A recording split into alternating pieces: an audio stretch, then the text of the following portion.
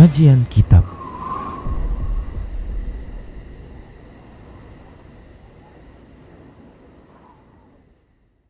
Bismillah, assalamualaikum warahmatullahi wabarakatuh.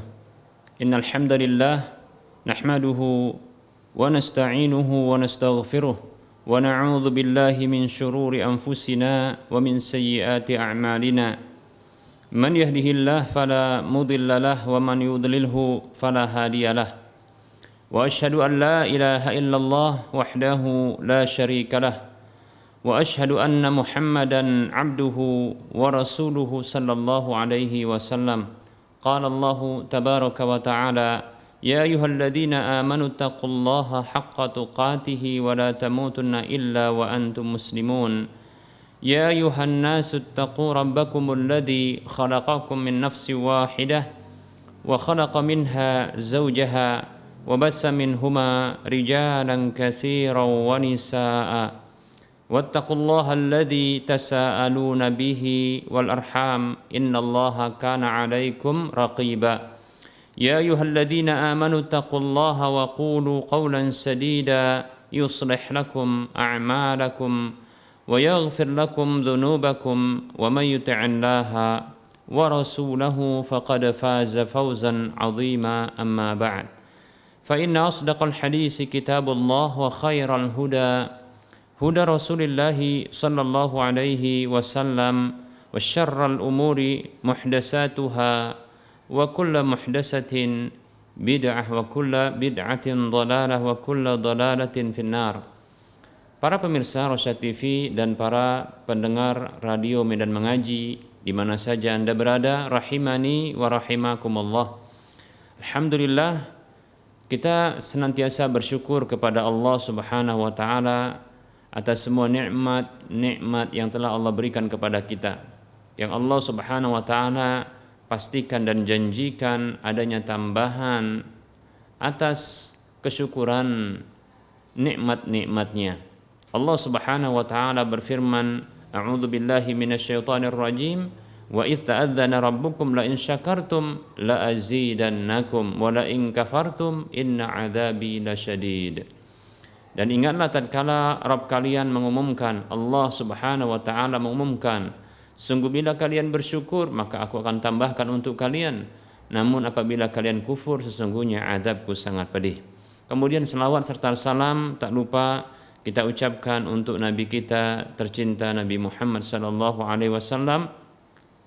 Semoga Allah Subhanahu wa taala menjadikan kita hamba-hambanya yang senantiasa taat kepada Rasulnya, dan itu merupakan ketaatan kepada Allah Subhanahu wa taala. Karena Allah mengatakan, "May yuti'ir rasula faqad ata'a Allah." Siapa saja yang taat kepada Rasul, maka sungguh dia telah taat kepada Allah Subhanahu wa taala. Baik para hamba Allah rahimani wa rahimakumullah. Kita lanjutkan pembahasan kitab Minhajul Muslim dalam bab akidah, dan kita akan selesaikan pembahasan tentang wali-wali syaitan. Baik para hamba Allah rahimani wa rahimakumullah. Terkadang di antara kita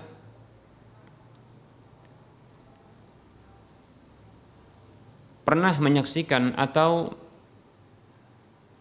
akan menyaksikan kondisi-kondisi yang merupakan kejadian luar biasa, yang ini ada peran syaitan di dalam kejadian luar biasa tersebut. Bahkan kejadian-kejadian seperti ini disaksikan oleh ribuan manusia di setiap zaman dan di setiap tempat. Bahkan terkadang menyengaja para wali-wali syaitan tersebut menunjukkan kelebihan-kelebihan mereka di hadapan manusia agar manusia takjub kepada mereka, lantas bisa mengikuti keinginan mereka. Di antara mereka ada yang bisa berbicara dengan seseorang dengan cara yang gaib. Terkadang pula di antara mereka bisa menampakkan perkara-perkara yang gaib. Di antara mereka juga ada yang kebal dari senjata-senjata tajam.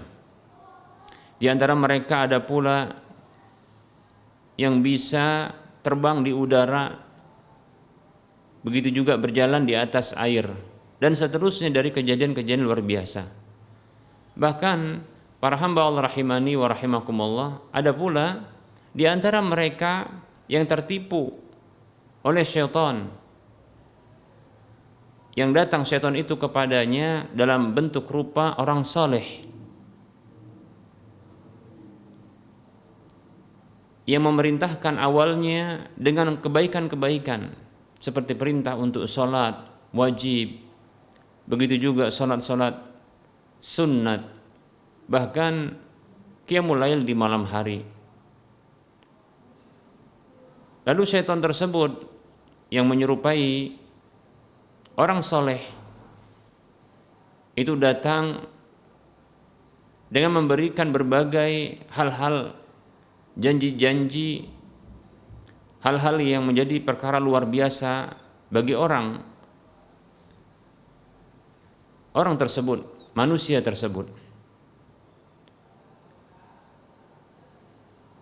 Maka mulailah manusia itu, orang tersebut tertipu dengan syaitan yang telah menyerupai orang saleh. Maka dia mendorongnya, mengajaknya untuk menyembah dirinya. Baik para hamba Allah rahimani wa rahimakumullah. Awal sekali dia lakukan, diajarkan adalah untuk taat kepada Allah, beribadah kepada Allah. Kemudian berikutnya perkara-perkara baru dalam urusan agama, amalan-amalan yang terkait dengan zikir, doa. Yang ini adalah perkara bid'ah. Untuk berikutnya syaitan tersebut memberikan atau menampakkan satu perkara luar biasa, bahkan lewat amalan yang telah dilakukan oleh orang tersebut, dianggap bahwasanya dia telah sampai kepada satu derajat di mana dia memiliki kesaktian, kekhususan yang diyakini itu datang dari Allah Subhanahu wa taala, padahal syaitan itu yang telah menipunya, syaitan itu yang telah menampakkan perkara-perkara gaib, sihir atau yang semisalnya kepada manusia tersebut. Sampai-sampai berikutnya orang tersebut akan diarahkan kepada kemaksiatan-kemaksiatan, bahkan kekufuran serta kesyirikan. Demikian para hamba Allah rahimani wa rahimakumullah. Di antara syaitan tersebut ada yang mampu untuk membawanya ke negeri yang jauh, atau di antara mereka ada yang dibawa oleh syaitan tersebut untuk bertemu dengan orang-orang yang mulia, padahal syaitan itu yang menyerupai orang mulia tersebut, dan seterusnya sampai kebutuhan-kebutuhan yang bersifat sekunder dan primer, atau permintaan-permintaan yang dikabulkan oleh syaitan tersebut. Tentunya syaitan ini punya target dan tujuan, yaitu menyesatkan manusia tersebut. Dan itu diiming-imingi dengan adanya kejadian-kejadian luar biasa yang ditampilkan, yang dimunculkan oleh syaitan-syaitan tersebut bagi para wali-walinya yang telah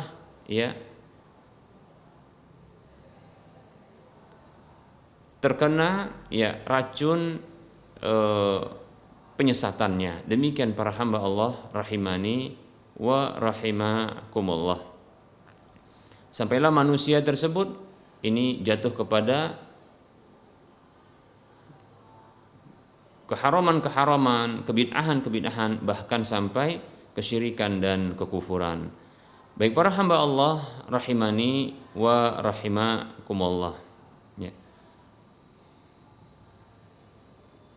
Di antara mereka para wali-wali syaitan tersebut ada yang dikabarkan ya oleh syaitan dengan kabar-kabar yang ini menunjukkan kejadian yang akan terjadi di masa mendatang. Demikian pula sebagaimana dia kabarkan tentang kejadian-kejadian yang telah berlalu.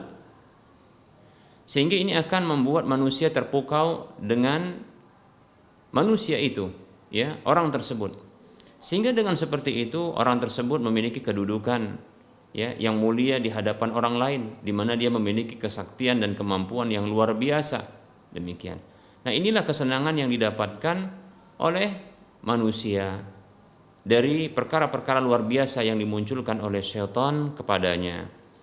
Oleh karenanya para hamba Allah rahimani wa rahimakumullah, pada hari kiamat ya Allah Subhanahu wa taala berfirman kepada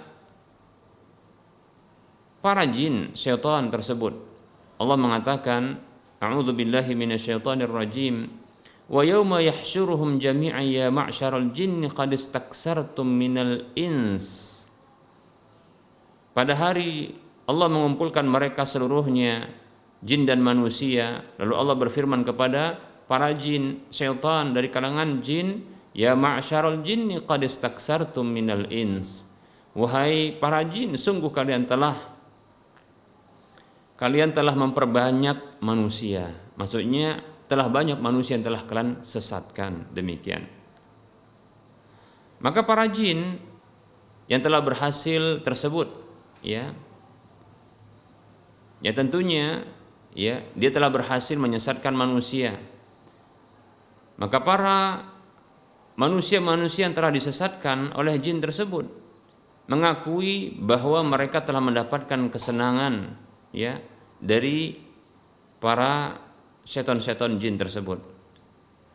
Yang berkata mereka ini Allah abadikan setelah penggalan firman Allah tersebut dalam surah Al-An'am ayat 128, a'udzu billahi minasyaitonir rajim. Wa qala awliya'uhum minal ins rabbana istamta'a ba'duna bi ba'di wa balaghna ajalana alladhi ajjalta lana. Maka para wali-wali dari kalangan manusia itu, wali-wali syaitan tersebut dari kalangan manusia tersebut, mereka mengatakan, wahai Rabb kami, sebahagian kami sungguh telah mendapatkan kesenangan dengan sebahagian yang lain, dan telah sampai kepada kami ketetapan yang telah Engkau tetapkan untuk kami. Maka Allah Subhanahu wa taala menetapkan kepada mereka, qala an-naru maswaakum khalidina fiha illa ma syaa Allah. Allah berfirman, nerakalah tempat kalian kekal di dalamnya kecuali apa yang telah Allah tetapkan. Inna rabbaka hakimun alim, sesungguhnya Rabb kalian adalah zat yang maha bijaksana lagi maha mengetahui. Para hamba Allah rahimani wa rahimakumullah. Untuk mengakhiri pembahasan kita ini terkait dengan wali-wali Allah dan wali-wali syaitan, perlu kita sebutkan perbedaan ya antara wali-wali Allah Subhanahu wa taala dengan wali-wali syaitan. Baik para hamba Allah rahimani wa rahimakumullah. Perbedaan yang pertama adalah perbedaan dari sisi keimanan dan ketakwaan. Baik para hamba Allah rahimani wa rahimakumullah. Wali-wali Allah Subhanahu wa taala mereka adalah hamba-hamba Allah Subhanahu wa taala yang beriman kepada Allah dan sekaligus merealisasikan keimanan tersebut dalam bentuk amal saleh mereka, yaitu ketakwaan dengan cara melaksanakan semua perintah-perintah Allah Subhanahu wa taala sekaligus menjauhi larangan-larangan Allah Subhanahu wa taala. Allah Subhanahu wa taala berfirman dalam surah Yunus ayat 62 dan 63. Allah mengatakan, a'udzu billahi minasyaitonir rajim. Ala inna awliya Allahi la khaufun alaihim wa lahum yahzanun alladzina amanu wa kanu yattaqun.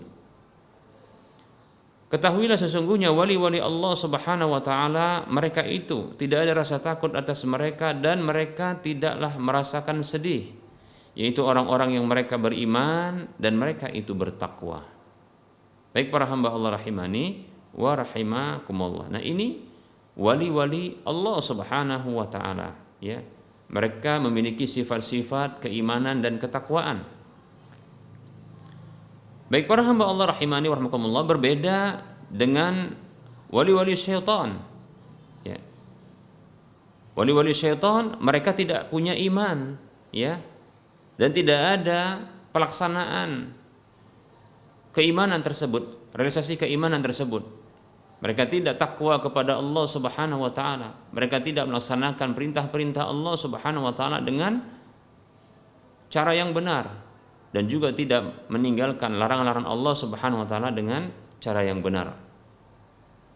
Allah Subhanahu wa taala berfirman di dalam surah Al-A'raf ayat 27, Allah mengatakan, A'udzu billahi minasyaitonir rajim, inna ja'alna syayatina awliya'a lilladzina la yu'minun. Sesungguhnya kami jadikan syaitan-syaitan itu wali-wali bagi orang-orang yang tidak beriman. Ini menunjukkan bahwasanya ya wali-wali syaitan ya itu bukanlah orang yang beriman dan bukanlah orang-orang yang mereka ya melaksanakan ya atau merealisasikan keimanan tersebut pada diri mereka berupa ketakwaan, pelaksanaan terhadap perintah-perintah Allah dan ya tidak pula menjauhi larangan-larangan Allah Subhanahu wa taala. Demikian.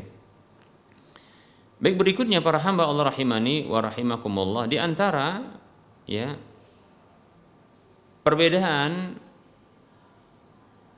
antara wali-wali Allah Subhanahu wa taala dengan wali-wali syaitan, selain tadi kita katakan adalah keimanan dan ketakwaan. Walaupun ya kita katakan wali-wali syaitan terkadang juga mereka melakukan amalan-amalan yang terkesan itu adalah bentuk ketakwaan, namun sesungguhnya ya ketakwaan atau amalan-amalan tersebut ini adalah sesuatu yang menyerupai dengan ya amalan-amalan yang disyariatkan oleh Allah Subhanahu wa taala. Contohnya ya mereka sholat tapi dengan tata cara yang mereka buat sendiri. Seperti contohnya mereka lebih cenderung ya untuk memilih sholat di rumah mereka dengan cara mereka sendiri. Seperti contohnya mereka sholat di rumah, bahkan mereka berkelambu, ya, berkelambu, tidak menghadiri sholat berjamaah. Padahal Rasulullah SAW bersabda, salatul jama'ati tafdulu salatul fadhi bi 27 darajatan. Salat berjamaah itu lebih utama ya ketimbang salat sendirian dengan 27 derajat. Dalam yang lain disebutkan 25 derajat. Baik para hamba Allah rahimani wa rahimakumullah. Lantas orang-orang tersebut yang mereka ini memiliki kelebihan-kelebihan yang ditampakkan oleh syaitan kepada mereka, ya, mereka lebih memilih sholat di rumah mereka dengan alasan kalau sholat di masjid tidak khusyuk, namun ketika sholat sendirian merasa khusyuk. Ya. Bahkan saya dapatkan sendiri, ya, ada orang yang mereka ini memiliki kelebihan-kelebihan, ya, yang tentunya kelebihan ini datangnya dari syaitan, ya. Mereka ini sholat di rumah, ya, dengan alasan di rumah lebih khusyuk ketimbang sholat di masjid, namun hanya paruh waktu saja sholatnya, ya, hanya sebagian waktu saja, untuk sholat maghrib saja, ya, atau maghrib ke isya saja, untuk zuhurnya tidak tahu di mana sholatnya, ya, demikian. Apalagi subuhnya demikian, tertidur sampai ya terbitnya matahari, dan terkadang juga tidak sholat. Nah, lihat ya, nah mereka seperti ini, ya. Namun begitulah Allah Subhanahu wa taala takdirkan, syaitan itu bersama dengan mereka. Mereka memiliki kelebihan-kelebihan seperti itu. Jadi mereka ketika melaksanakan kewajiban pun, ya, perintah-perintah Allah tidak sesuai dengan apa yang Allah inginkan. Demikian. Ya. Sehingga syaitan pun mudah untuk ya menghinggapi mereka, menyertai mereka, ya, lalu menyesatkan mereka. Baik para hamba Allah rahimani wa rahimakumullah. Terkadang mereka juga melakukan puasa, tapi dengan tata cara puasa yang mereka adakan sendiri. Seperti contohnya ada istilah puasa mutih. Ya, kalau di daerah Sumatera Utara ini puasa mutih itu maksudnya adalah puasa dengan cara makan dan minum, maksudnya mengkonsumsi sesuatu yang dia putih. Ya. Selain itu tidak dikonsumsi. Seperti kalau makan hanya nasi putih saja, ya, atau air putih saja, dan seterusnya, ya. Hal-hal yang putih dikatakan puasa mutih, demikian, ya. Atau mereka melakukan tirakat, ya, tirakat dengan menyepi, menyendiri, ya, bersemedi, ya, di satu tempat, mungkin di kamar mereka, ya, atau contohnya di gua atau di satu tempat yang dianggap ini memiliki keberkahan, ya, kebarokahan dan seterusnya, ya. Yang kata mereka melakukan zikir semasa itu. Lalu bagaimana sholat berjamaah dan sholat Jumatnya? Ya tidak, ya bisa diprediksi sendiri bagaimana kejadiannya, demikian, ya. Baik para hamba Allah rahimani wa rahimakumullah. Jadi mereka melakukan amalan-amalan yang sesungguhnya amalan tersebut menyerupai seperti amalan-amalan, ya, dalam Islam, tapi sesungguhnya bukan bagian dari Islam, ya. Kata Nabi SAW, man ahdasa fi amrina hada ma laysa minhu fahuwa radd. Siapa saja yang mengada-adakan dalam urusan agama kami ini apa saja yang bukan berasal darinya, maka tertolak. Hadis riwayat Bukhari dan Muslim. Dalam hadis yang lain Rasulullah bersabda sallallahu alaihi wasallam, man amila amalan laisa alaihi amruna fahuwa radd. Siapa saja yang beramal dengan sebuah amalan yang tidak ada perintah kami padanya, maka tertolak. Demikian. Baik, ya. Oleh karenanya, kalaulah tertolak, lantas bagaimana amal ini kok bisa mendatangkan, ya, perkara-perkara luar biasa? Tentunya perkara luar biasa tersebut datangnya dari syaitan. Syaitan itulah yang memunculkan perkara-perkara luar biasa itu, kejadian-kejadian luar biasa itu pada diri mereka. Baik para hamba Allah rahimani wa rahimakumullah. Nah, ini perbedaan antara wali Allah Ar-Rahman dengan wali-wali syaitan, ya. Yang paling mencuat dan paling mencolok, ya, dari sisi, ya, iman dan ketakwaan. Demikian para hamba Allah rahimani wa rahimakumullah, ya.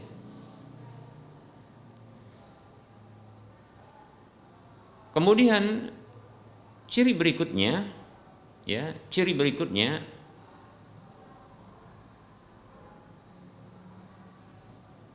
atau perbedaan berikutnya antara wali Allah dengan wali syaitan adalah wali Allah Subhanahu wa taala menjadikan ketakwaan tersebut, ya, itulah sebagai tujuan hidupnya, karena memang dia diciptakan oleh Allah Subhanahu wa taala untuk beribadah kepada Allah Subhanahu wa taala. Tujuan hidupnya seorang wali Allah Subhanahu wa taala adalah ibadah. Maka ketakwaan itulah yang diyakini sebagai bentuk obsesinya di dunia ini. Bahkan itulah bentuk karomah yang Allah Subhanahu wa taala berikan kepada dirinya, demikian, ya.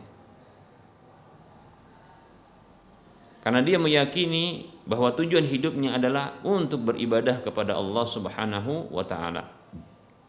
Allah berfirman dalam surah Adz-Dzariyat ayat 56, Allah mengatakan, a'udzu billahi minasyaitonir rajim, wa ma khalaqtul jinna wal insa illa liya'budun. tidaklah aku ciptakan jin dan manusia melainkan agar mereka beribadah kepadaku. Berbeda dengan wali-wali syaitan yang mereka inginkan adalah dunia. Yang mereka inginkan adalah kelebihan-kelebihan yang telah mereka dapatkan tersebut. Ya, dari syaitan itu. Ketika mereka beramal, melakukan amalan-amalan, tirakat-tirakat, ya, itu adalah keinginan, ya, itu adalah sarana untuk mendapatkan keinginan mereka, yaitu perkara luar biasa, kesenangan yang didapatkan dari syaitan tersebut. Itu tujuan dari mereka, ya, tujuan dari amalan mereka tersebut. Itu yang mereka inginkan, kekebalan, kewibawaan, ya, kemampuan untuk bisa terbang, kebal, dan hal-hal yang lainnya. Yang ini tujuannya adalah, ya, sum'ah, yaitu nama yang harum di kalangan manusia, ya, kedudukan yang tinggi di hadapan manusia. Demikian para hamba Allah rahimani wa rahimakumullah.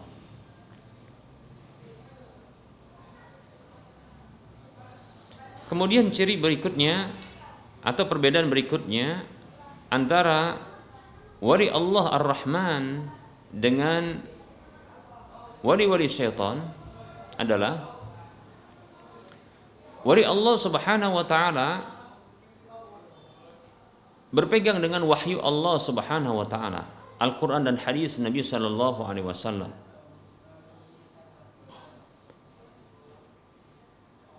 Karena mereka adalah orang yang begitu taat kepada Allah Subhanahu wa taala. Mereka adalah orang-orang yang takut untuk menyalahi aturan Allah Subhanahu wa taala. Sehingga mereka harus membaca wahyu Allah Subhanahu wa taala, mempelajari wahyu Allah Subhanahu wa taala. Apa yang Allah Subhanahu wa taala inginkan dari mereka dalam wahyu Allah tersebut. Maka jadilah mereka adalah hamba-hamba yang taat kepada Allah Subhanahu wa taala. Demikian. Berbeda dengan wali-wali syaitan, bahkan mereka berpaling dari wahyu Allah Subhanahu wa taala. Ya. Allah Subhanahu wa taala berfirman dalam surah Az-Zukhruf ayat 36, A'udzu billahi minasyaitonir rajim. Wa may ya'shu 'an dzikrir rahmani nuqayyid lahu syaitanan fahuwa lahu qarin. Dan siapa saja yang berpaling dari peringatan Allah Ar-Rahman, maka kami akan jadikan syaitan itu sebagai penyerta baginya. Fahuwa lahu qarin. Maka jadilah syaitan itu qarin, yaitu teman yang menyertai bagi manusia tersebut. Demikian para hamba Allah rahimani wa rahimakumullah. Ya. Ini perbedaan, ya, ini perbedaan yang berikutnya, ya. Kemudian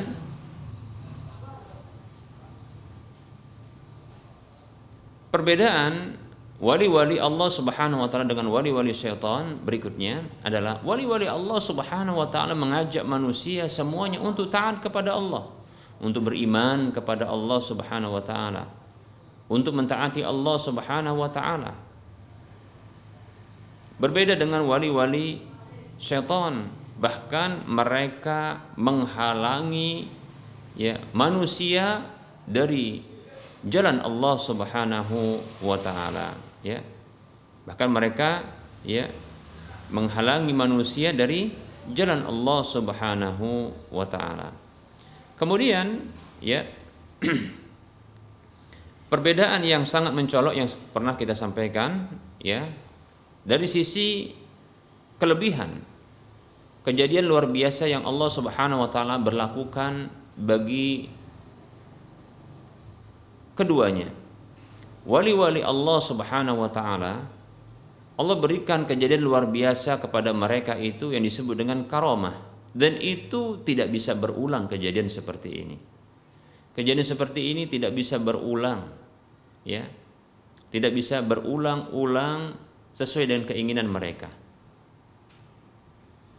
Kecuali kalau memang Allah Subhanahu wa taala permanenkan, ya, kejadian luar biasa tersebut bagi mereka. Adapun kejadian luar biasa yang Allah berlakukan bagi para wali-wali syaitan, maka ini bisa berulang-ulang, ya. Ini bisa berulang-ulang karena syaitan senantiasa terus menolong mereka, ya. Syaitan berusaha terus untuk menyesatkan mereka, bahkan lewat mereka syaitan, ya, berusaha untuk menyesatkan manusia yang lainnya. Demikian para hamba Allah rahimani wa rahimakumullah. Makanya kita dapatkan, ya, mereka ini mampu untuk mengulang-ulang kelebihan luar biasa mereka, kelebihan mereka. Terbang di udara, berjalan di atas air, ya.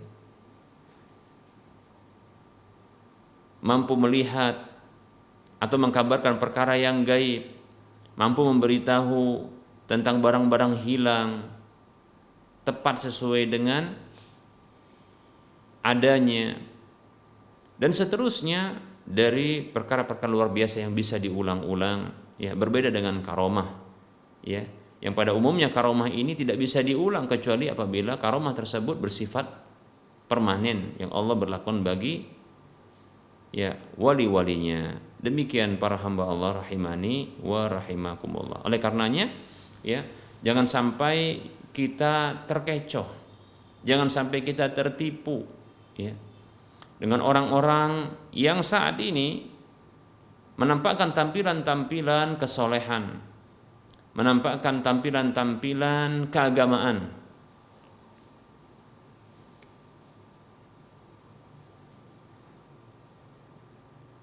yang mereka ternyata sesungguhnya adalah wali-wali syaitan yang Allah Subhanahu wa taala jadikan perkara-perkara luar biasa itu berlaku pada diri mereka, dan itu merupakan istidraj, ya, bagi mereka dari Allah Subhanahu wa taala. Karena sesungguhnya istidraj, ya, Allah Subhanahu wa taala berlakukan kepada orang-orang yang mereka menyalahi aturan Allah Subhanahu wa taala. Dalam satu hadis Nabi Shallallahu Alaihi Wasallam bersabda terkait dengan istidraj.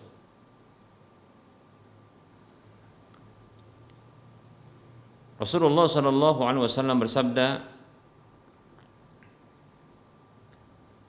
"Idza ra'aita Allah Azza wa Jalla yu'til 'abda min ad-dunya 'ala ma'asihi ma yuhibbu fa innama huwa istidrajun." Kata Nabi Shallallahu Alaihi Wasallam,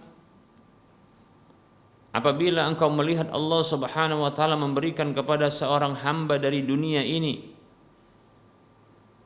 sementara dia berada di atas kemaksiatan kepada Allah Subhanahu Wa Taala, Allah berikan kepadanya apa yang dia inginkan dari dunia ini, kelebihan-kelebihan, bahkan kehebatan-kehebatan, kejadian luar biasa. Fa inna ma huwa istidraj, sesungguhnya itu adalah istidraj, ya, bentuk penguluran dari Allah Subhanahu wa taala.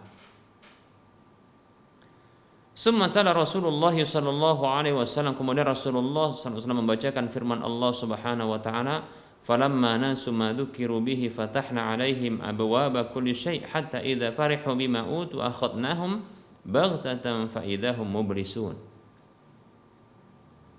Hadis riwayat Ahmad. Maka tatkala mereka melupakan apa yang telah diperingatkan kepada mereka dengannya, maka kami bukakan kepada mereka pintu-pintu segala sesuatu yang mereka inginkan tersebut, sampai tatkala mereka begitu berbangga bahagia dengan apa yang telah diberikan kepada mereka, maka kami siksa mereka seketika Maka ketika itu jadilah mereka termangu. Demikian hadis riwayat Ahmad. Baik para hamba Allah rahimani wa rahimakumullah. Nah, ini perbedaan ya, perbedaan antara wali-wali Allah Subhanahu wa taala dengan wali-wali syaitan ya. Seperti itu. Nah, semoga Allah Subhanahu wa taala menjadikan kita sebagai wali-wali Allah Subhanahu wa taala, dan semoga Allah Subhanahu wa taala menjauhkan kita ya dan melindungi kita dari syaitan yang terkutuk, dari bala tentaranya, ya, dari tipu dayanya, dari godaannya, dari tawarannya, dari bujukannya. Baik para hamba Allah rahimani wa rahimakumullah, kita cukupkan untuk penyampaian materi pada pertemuan kali ini, dan insya Allah taala pada pertemuan mendatang ya kita beralih kepada pembahasan baru masih dalam masalah akidah ya, terkait dengan amar ma'ruf nahi mungkar insyaallah taala. Kita cukupkan untuk penyampaian materi pada pertemuan kali ini. Kita buka sesi soal jawab.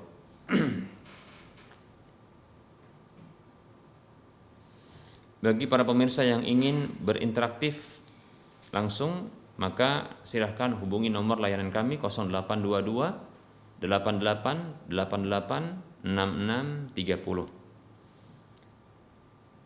Bagi yang ingin berinteraktif langsung, silakan hubungi nomor 0822 88 88 6630. Bagi yang ingin bertanya lewat chatting WhatsApp, maka bisa di nomor yang sama 0822 88 88 6630, atau di nomor layanan kami yang lainnya yaitu 0852 6190 4177.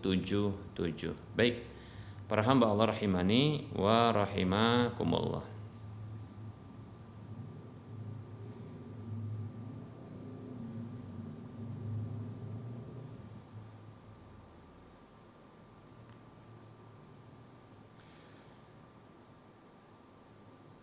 Ada pertanyaan, Assalamualaikum warahmatullahi wabarakatuh. Ustaz, semoga Allah memberikan antum beserta tim Rosyad TV kebaikan yang banyak. Izin bertanya, Ustaz, saya pernah berjanji kepada salah satu lembaga kemanusiaan untuk mendonasikan uang senilai 5 juta, tapi sampai saat ini belum terrealisasikan donasi tersebut. Apakah ini termasuk hutang atau bagaimana, Ustaz? Waalaikumsalam warahmatullahi wabarakatuh. Semoga Allah Subhanahu wa taala juga memberikan kebaikan dan perlindungan, penjagaan kepada antum beserta dengan keluarga di mana saja berada, dan teruntuk juga kepada seluruh kaum muslimin seluruhnya. Amin ya rabbal alamin. Para ulama mereka berbeda pendapat tentang janji. Ya. Apakah janji itu adalah hutang? Apakah janji itu merupakan kewajiban seseorang yang berjanji untuk memenuhinya? Para ulama berbeda pendapat. Ada yang berpendapat bahwasanya wajib baginya, ya, lazim, ya, alaihi, ya, wajib baginya. Ada yang mengatakan bahwasanya, ada yang mengatakan hukumnya adalah mustahab, sunnat hukumnya, tidak wajib. Demikian, ya, tidak wajib. Baik para hamba Allah rahimani wa rahimakumullah. Kita katakan ini perbedaan pendapat di kalangan para ulama, ya. Jika ingin berhati-hati, karena kita khawatir kelak ternyata nanti Allah Subhanahu wa taala akan ya meminta pertanggungjawaban kepada orang yang berjanji tersebut pada hari kiamat. Tatkala ya orang yang diberi janji ternyata menagihnya di hari kiamat. Maka pendapat yang hati-hati adalah memenuhi janji tersebut, ya. Ya ayyuhalladzina amanu aufu bil uqud. Ya, wahai orang-orang beriman, penuhilah janji-janji. Demikian, ya. Baik, ini perintah, ya. Hanya saja perintah ini apakah wajib ataukah dia sunnat? Wallahu taala alam, maka sebaiknya ya dipenuhi saja. Demikian, ya, dipenuhi saja. Ya. Kita khawatir di hari kiamat kelak nanti orang tersebut akan menagih kepada Allah Subhanahu wa taala atau menagih kita ya di sisi Allah Subhanahu wa taala. Baik ya. Dan ini juga pendapat yang hati-hati ya, pendapat yang hati-hati karena ada pernyataan atau ungkapan para ulama terkait dengan al-ihtiyat ya, yaitu tindakan kehati-hatian atau kewaspadaan, al-ahwat yaitu tindakan yang paling hati-hati adalah fi'lu ma ukhtulifa fi wujubihi, yaitu melakukan apa saja yang diperdebatkan oleh para ulama tentang kewajibannya. Apakah sesuatu tersebut wajib ataukah sunnat? Ya, maka tentunya ini adalah sesuatu yang diperdebatkan oleh para ulama tentang kewajibannya. Maka kerjakan saja. Itu tindakan yang hati-hati. Demikian, ya. Wallahu taala alam. Ya. Maka penuhi. Nah, jika tidak mampu, ini di luar kemampuan kita. Contoh memang ketiadaan harta, ya. Janji untuk memberikan harta dengan jumlah tertentu ternyata tidak mampu, ya. Maka la yukallifullahu nafsan illa wus'aha. Allah Subhanahu wa taala tidaklah memberikan ya beban kepada satu jiwa kecuali sesuai dengan kemampuannya. Demikian. Fattaqullaha mastata'tum. Bertakwalah kepada Allah sesuai dengan kemampuan kalian. Seperti itu. Maka mintakan maaf kepada mereka jikalau memang tidak mampu. Demikian. Namun apabila mampu, maka hendaknya ya. Dan ini merupakan pendapat yang hati-hati, maka hendaknya penuhi janji. Demikian, ya. Karena di antara ciri kemunafikan adalah menyalahi janji, ingkar janji. Kata Nabi SAW, ayatul munafiqi salasun, idza haddatsa kadzaba wa idza wa'ada akhlafa wa idza tumina khana. Hadis riwayat Muslim. Kata Nabi SAW, tanda orang munafik itu ada 3. Bila berbicara dusta, bila berjanji ingkar, bila diberi amanah khianat. Semoga Allah Subhanahu wa taala ya menjadikan kita sebagai hamba-hamba beriman dan menjauhkan kita dari sifat-sifat keburukan, di antaranya sifat kemunafikan. Wallahu taala a'lam.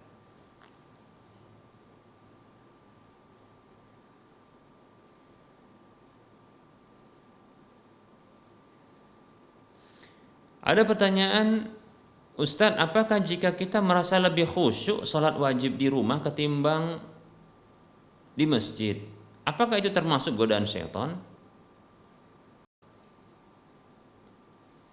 Jawabannya adalah benar. Ya, jawabannya adalah benar bahwasanya itu termasuk godaan syaitan.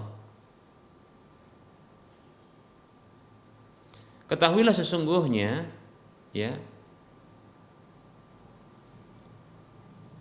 sholat di rumah dan itu afdol untuk dikerjakan di rumah adalah ya sholat sunat. Dalam satu hadis Nabi SAW menyebutkan bahwasanya ya sholat yang paling afdol adalah yang kalian kerjakan di rumah-rumah kalian, kecuali sholat fardu, illal maktubat, kecuali salat fardu. Kenapa? Karena salat fardu itu dikerjakan di masjid.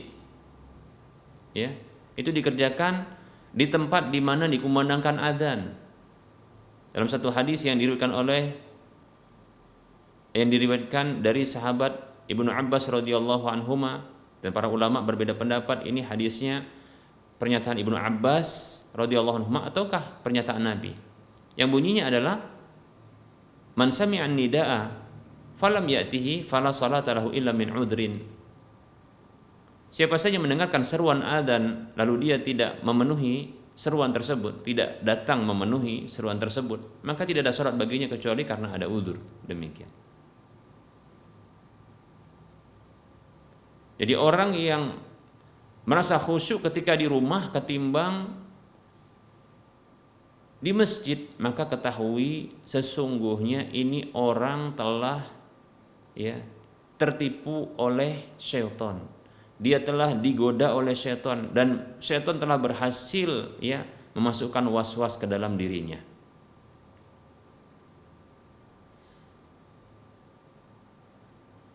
Bagaimana bisa ya seekor anak kambing merasa aman ketika sendirian ketimbang dia berada dalam gerombolan ya yang begitu banyak? Bagaimana merasa aman? Ya. Ketahuilah, orang yang sholat sendirian lebih berpeluang bagi syaitan untuk bisa menyesatkannya, menggodanya, membuatnya lupa. Ya. Karena dia bagaikan anak domba yang sendirian, sementara syaitan berkeliaran. Berbeda dengan orang yang sholat berjamaah. Ketika imam lupa, ada yang mengingatkan. Demikian. Ya. Ketika dia terbawa dengan apa? Dengan alur fikirannya, mungkin dia terfikir atau teringat dengan yang lain, maka bisa jadi orang yang lain akan mengingatkannya dengan gerakan orang yang di sekitarnya. Ya, imam yang memberikan komando dengan takbirnya, Allahu Akbar, maka dia teringat sedang sholat. Begitu. Akan lebih mudah baginya untuk bisa diajak kembali, ya, dalam kondisi sholatnya tersebut untuk ingat kepada Allah. Adapun orang yang sholat sendirian, dia bagaikan seekor domba kecil, ya, di tengah-tengah, ya, godaan syaitan yang begitu banyak syaitannya. Demikian. Baik para hamba Allah rahimani rahimakumullah. Oleh karenanya, ketika sholat berjamaah kita diperintahkan untuk ya menutup celah-celah di antara saf-saf tersebut agar tidak ada syaitan yang bisa masuk. Demikian. Karena memang syaitan itu akan menggoda orang yang sholat. Lalu bagaimana dengan orang yang sholat sendirian, yang tidak ada orang yang di kanan dan di kirinya? Maka syaitan berapa jumlah syaitan yang ada di kanan dan di kiri, bahkan di depan dan serta belakangnya, menggodanya. Nah, kalau dia merasa tenang ketika sholat sendirian, sholat fardu sendirian, maka ini orang telah ya berhasil ya dibuat was-was oleh syaitan dalam dirinya, dalam hatinya. Wallahu ta'ala a'lam.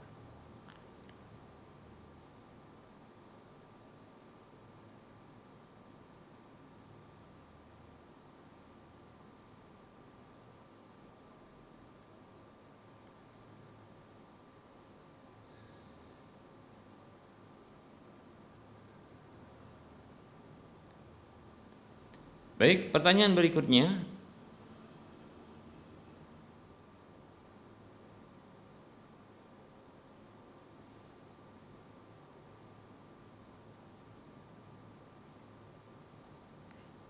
Ada pertanyaan dari Ibu Putri, ya. Assalamualaikum warahmatullahi wabarakatuh. Maaf Ustaz mengganggu waktunya. Boleh nggak puasa setiap hari di bulan Dzulhijjah? Atau ibu niatkan puasa Daud untuk bulan Dzulhijjah? Mana yang lebih afdal Ustaz?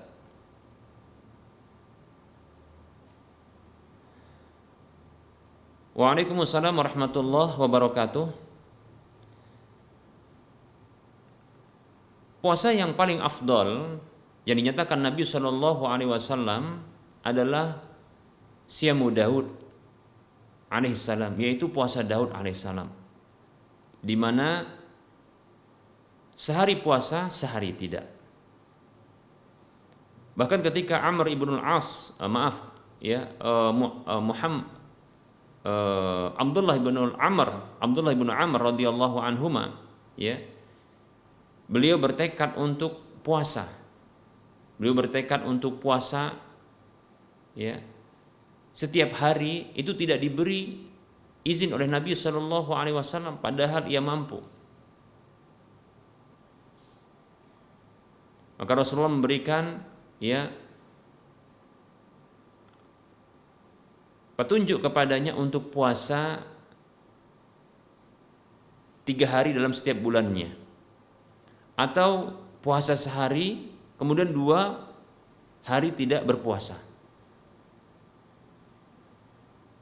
Namun ternyata ia meminta lebih kepada Nabi SAW, maka Rasulullah memberikan ya petunjuk kepadanya untuk berpuasa, sehari berpuasa dan sehari tidak.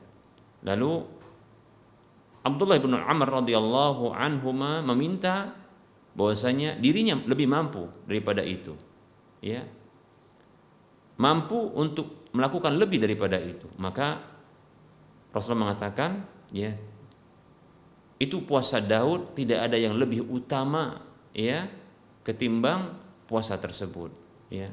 Karena sesungguhnya puasa Daud adalah puasa yang paling afdol, ya, afdolus siyam, yaitu puasa yang paling afdol, demikian, ya. Jadi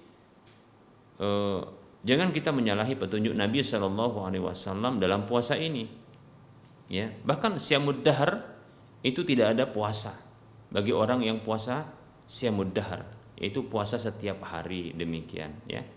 Maka untuk ibu putri, ya, silakan puasa Daud, ya, puasa Nabi Daud, itu puasa yang paling afdol, demikian. Wallahu ta'ala a'lam. Semoga Allah mudahkan kita untuk mentaati Allah Subhanahu wa taala.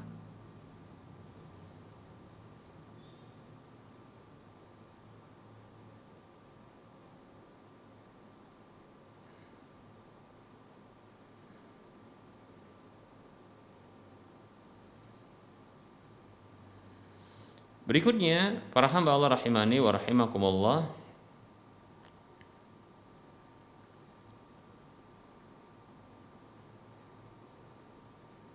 ada pertanyaan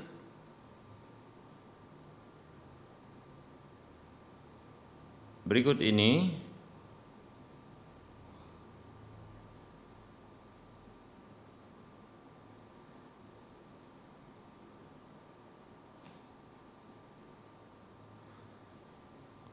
Bolehkah kita membuat proposal sumbangan dana untuk pembiayaan satu bangunan masjid dengan cara mengantarkan proposal itu ke rumah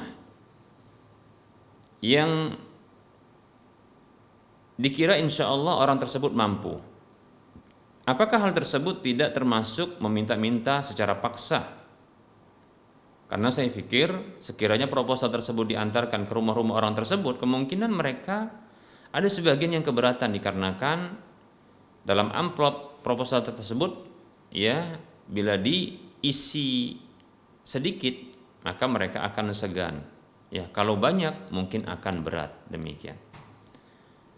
Dan keadaan seperti ini menjadi terpaksa untuk bersedekah karena sudah terlanjur, ya, diantarkan ke rumahnya, sehingga mau tak mau mereka harus, ya, memberikan, ya, isi bagi amplop yang sudah disediakan dalam proposal tersebut. Sementara kan sedekah itu harus ikhlas, Ustadz, dan tidak boleh dipaksa. Apakah cara seperti ini dibolehkan, Ustadz, atau ada solusi yang lain? Mohon penjelasannya, ya. Jazakallahu khairah. Semoga Ustadz dan keluarga selalu diberikan kenikmatan sehat oleh Allah SWT. Amin wa rabbal alamin. Amin ya rabbal alamin. Baik, ya.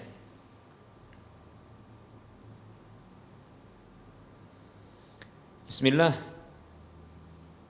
Membuat proposal untuk donasi pembangunan masjid, maka wallahu ta'ala alam, ini bukanlah satu hal yang masalah jika sifatnya bukanlah paksaan tentunya, ya. Demikian pula apabila diarahkan proposal ini kepada individu tertentu, ke rumah, ya, begitu juga ke instansi, ke sebuah perusahaan, maka tidak masalah, ya. Lebih-lebih sebahagian perusahaan-perusahaan, ya, atau instansi, mereka ini memang menyediakan dana-dana untuk sosial, begitu juga untuk pendidikan atau untuk keagamaan. Maka wallahu ta'ala alam tidak masalah, dan ini bukanlah bentuk meminta-minta yang terlarang. Yang terlarang adalah memang memaksa, ya, memaksa. Ada memberikan motivasi maka tidak masalah, ya. Kesan yang muncul bahwasanya proposal tersebut adalah atau membuat proposal lalu diantarkan ke rumah-rumah ini merupakan tindakan pemaksaan, maka ini harus dijelaskan. Harus dijelaskan. Oleh karenanya ketika datang ke rumah-rumah tersebut dengan membawa proposal, maka hendaknya dijelaskan kepada ya orang-orang yang didatangi di rumah-rumah mereka yang nantinya akan diarahkan proposal itu kepada mereka. Maka dijelaskan ya bahwasanya ini hanya sekedar motivasi ya, bukan paksaan, maka silahkan bila ingin memberi tidak masalah, tidak memberi juga tidak masalah. Dan tidak harus besar jumlahnya ya. Kalau besar itu mampu maka lebih bagus, kalau tidak maka sedikit pun tidak masalah. Demikian seperti itu dijelaskan ya.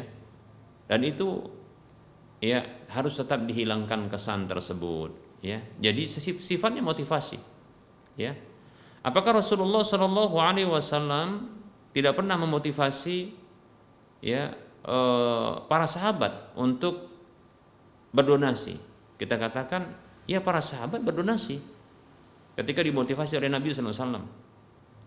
Makanya ada hadis ya, man sanna sunnatan hasanatan, siapa saja yang memberlakukan sunnah yang baik ya, maka dia mendapatkan pahala orang yang mengikutinya.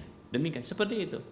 Karena kasusnya itu adalah motivasi kepada para sahabat untuk berinfak dan bersedekah yang nantinya ini akan diarahkan kepada satu kelompok masyarakat yang ada di kabilah bangsa Arab ketika itu yang mengalami kekurangan dan kemiskinan. Demikian ya. Maka tidak masalah ya untuk melakukan donasi. Yang jelas tidak memaksa. Kemudian yang kedua bukan untuk pribadi ya. Karena tidak boleh untuk ya meminta-minta untuk pribadi melebihi ya kebutuhan pokoknya. Karena Nabi SAW bersabda, "Man sa'ala wa 'indahu ma yughnihi fa innama yastakthiru minan nari." Kata Nabi SAW, siapa saja meminta-minta kepada manusia sementara dia memiliki sesuatu yang mencukupinya, maka sesungguhnya dia hanyalah sedang memperbanyak api neraka. Demikian. Para sahabat bertanya, wa ma yughni ya Rasulullah, apa yang mencukupi dia wahai Rasulullah? Ya, an yakuna lahu syaba'u yaumin wa lailatin. Kata Nabi SAW, dia memiliki ya makanan yang mencukupi baginya, tentunya juga bagi keluarganya sehari dan semalamnya. Demikian ya. Seperti itu. Dan tentunya apabila ditujukan untuk orang lain, maka minta izin kepada orang lain tersebut untuk dibuatkan donasi bagi dirinya. Nah kalau ini bagi untuk sebuah pembangunan masjid, maka tentunya kan ada panitianya. Demikian ya. Baik ya seperti itu. Maka insya Allah tidak masalah. Tapi tetap saja ini motivasi ya, bukan paksaan. Ya, jadi sifatnya memotivasi bukan paksaan. Wallahu taala a'lam.